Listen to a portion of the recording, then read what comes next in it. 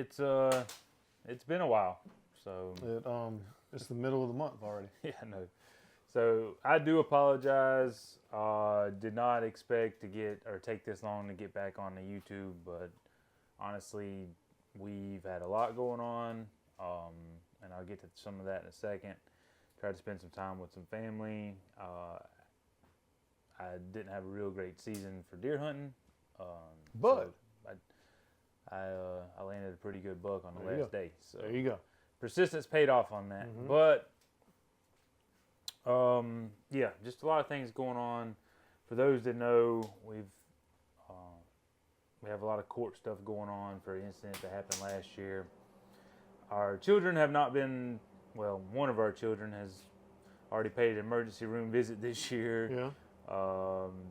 Yeah, so I've had some stomach issues and been to the ER myself. Just a lot of things going on, and some of it's good, some of it's bad, but it just is what it is right now. Yeah. So I'm not getting any younger, and the kids are getting to where they're way more active. We have other businesses that are growing. Cassie's business is just taking off and booming with the dance stuff.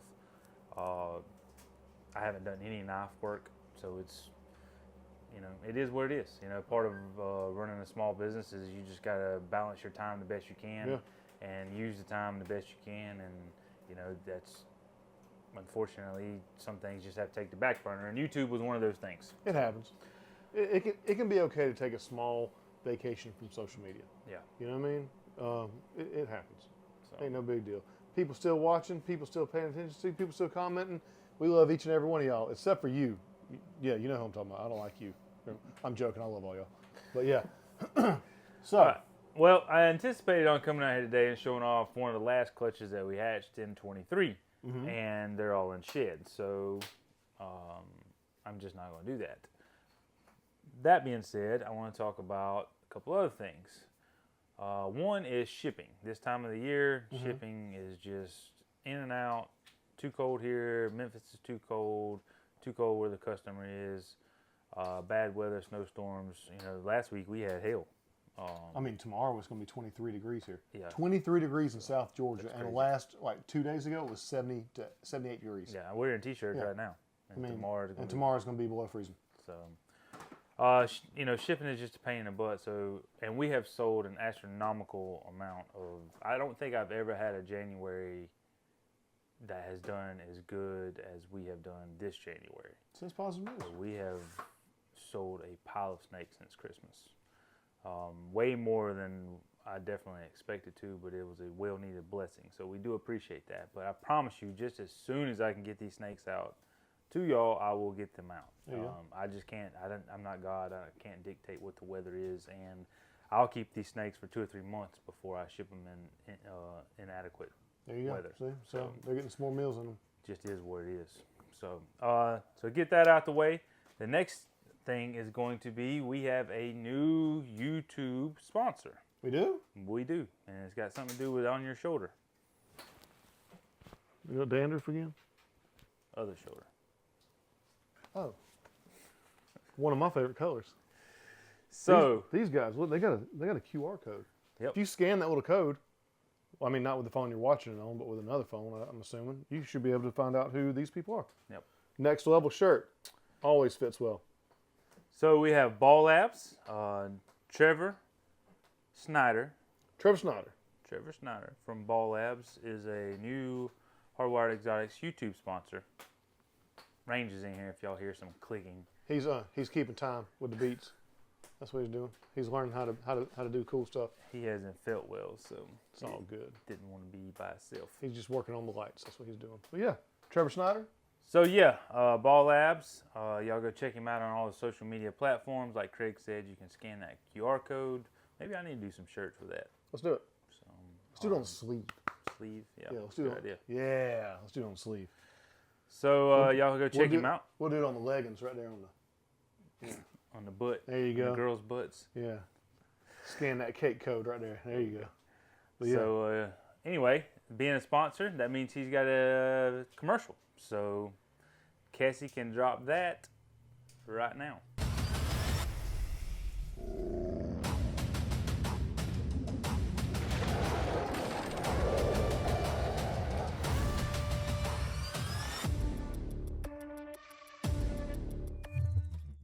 right, so that's a pretty cool commercial that Trevor and Cassie have put together, and I hope that y'all can check him out. Yeah. Next thing is this time of year I get asked a lot about breeding snakes because Okay.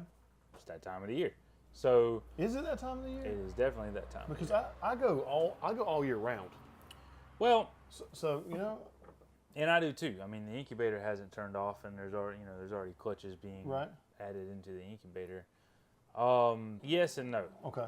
There is a time frame out of the year that majority of females are building and starting, to produce these follicles in a laying season, hatching season. That's where we get Valentine's Day. That's what it is. This whole time.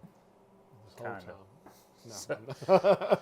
But there is a particular season for that. Okay. There are always, just as in entire world that we live in, variances to the norm. Mm-hmm. So we have, because we've been breeding ball pythons for years and years and years and years, we have those particular females that build follicles during hatchling season, or we have females that build follicles during lay-in season, Mm-hmm. or so we have a group of girls that may go early, and then we have a larger group that go on normal time frame, and then we'll have a group of girls that go late. Right. And some of those may go real late, and some of those may go real early, and then it just kind of blends all in together. That makes sense. To where, you have a bunch of eggs here, and then it just kind of dwindles down, very few, maybe almost none.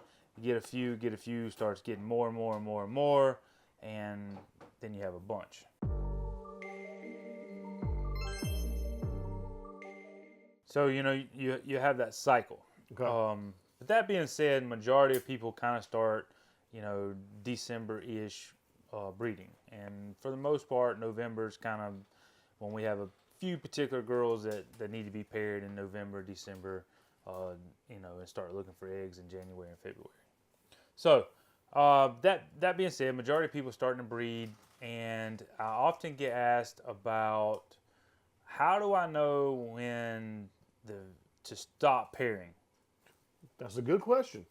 So the simple answer is when they don't pair or your female gives you eggs. Okay. Unless you have an ultrasound, you really don't know what that female is doing. Mm-hmm. And I can tell you, because I have an ultrasound, I can tell you what the females are doing internally. And we have females here that don't look fat at all. But get eggs. But you have, 20 millimeter follicles, 16 millimeter follicles, 23 millimeter follicles in these thinner females. Mm-hmm. Then you have these huge fat females that you just expect these massive follicles in. They prefer the term thick. Thick. You have these thick females There you go. that you expect to see follicles in, and there's absolutely no follicles. Right. Or very small, 8 millimeter follicles. So you can't really visually judge an animal to tell what the follicles look like. And the thing is, just because your male is pairing that female, that doesn't necessarily mean that she has follicles or wants to be bred. Right. That just means the male may be taking it. Yeah. So, ultrasound, the reason why we use an ultrasound on females is to know when she has follicles, to know when that male needs to pair with her so you're not wasting that male. So how often, if you do have an ultrasound, because you do and I don't, would you ultrasound your females? So as a general rule, I like to ultrasound about every 5 weeks. Okay. Within a 5-week period, I can pretty much, and a lot of people do it once a month because it's easier to keep up with. Kind of like when you're cleaning or something like that. You Right. know, like doing, More of a schedule type thing. But I like to do mine about every 5 weeks, sometimes 6 weeks. Within that 5 to 6 week group, I can really tell if there's follicle growth. If you see a huge jump in follicle size, you got to make sure you keep that female paired, or one of two things is going to happen. One, you're just going to miss it. She's not going to have eggs. Which has happened to me once or twice, yeah. Or you're going to get infertiles because you didn't allow the male to pair, so the semen from the male isn't there. Even though the female lays eggs, the semen doesn't get into those eggs to make them fertile. Right. So You know, just because that male's pairing that female doesn't mean that female is going to lay eggs. Sure. And that's the downside of not having a ultrasound. So when I get asked about how long do I need to breed this female for, the answer is I can't tell you. But the only thing I can tell you is until they stop pairing Or they lay eggs. Or they lay eggs. So here's a question. So last season, I had, let's just say, this girl right here, and I threw this male to her all season, laid no eggs. Yep. So new season's coming around. Maybe I don't want to put that same male to her. I want to switch males to her. How do we know when to do that? All right, so that's actually a very, very good question. See, I come up with good ideas, guys, because I'm still learning. Still learning. So, what this happens here as well, and a lot of times when we're messing with the recessive genes, that can be a very tricky, because let's say you have a pastel female. Try to keep this pretty simple, and you pair it to a clown male last year. She doesn't go. Well, this year you want to use a blackhead pied male. That's right. Or let's skip the blackhead. Let's just say pied. Say this year you want to use a pied male to pair. Well, she gives you eggs. How do you know she didn't retain sperm from that clown? That's what I was getting at. Yep. So you may be selling het pieds that are actually het clowns. Yeah. So, two things that I do. Now, everybody has their own opinion about this, but this is just what I do. Raise your temperatures. So once a year, I come in here and crank these thermostats up a lot, 10 degrees. Okay.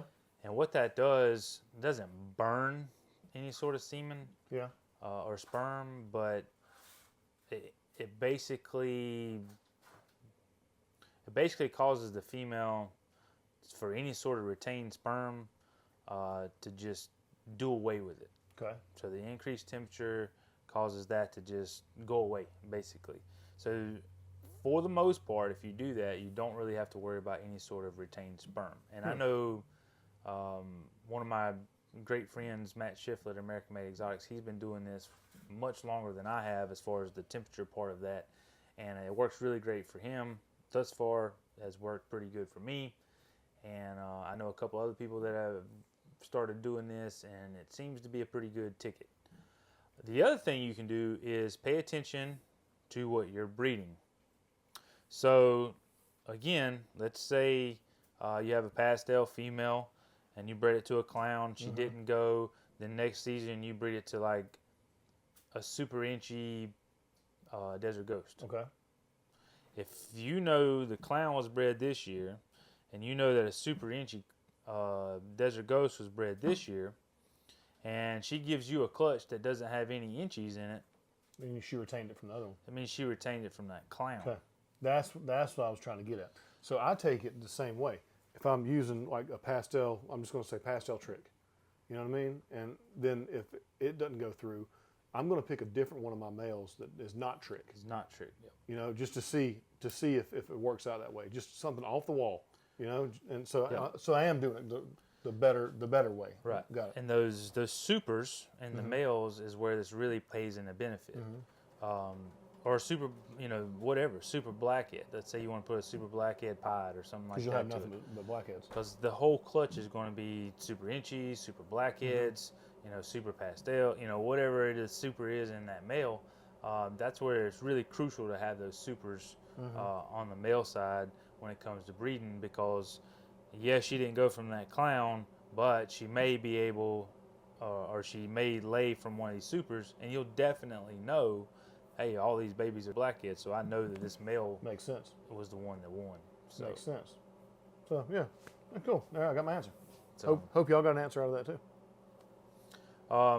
So just wanted to wrap up that question because I get asked about it a lot this time of year. Unless you have an ultrasound, you're really playing a guessing game, and the best thing you can do is just pair them once a month until they decide that they don't want to pair anymore. Usually when that female gets to a certain size follicle, she's not going to let that male pair to her anymore. Right. Or, she will reabsorb the eggs, and she's really not in the mood at that point anymore, and they don't have anything to do with each other. So just because that male won't pair that female anymore doesn't mean she's gravid. Sure. It just means, well, she's reabsorbed, or all right, she's not in the mood. Just doesn't. This isn't happening anymore. You know, we're not hooking up for one night stands anymore. I'm not having any follicles, so there's no point in you. That's right. Doing this. We ain't doing this for fun. All right. Get out. So, you know, whatever that reason may be, that's why I've kind of changed my opinion over the past couple of years about ultrasound, because ultrasound is that important. So.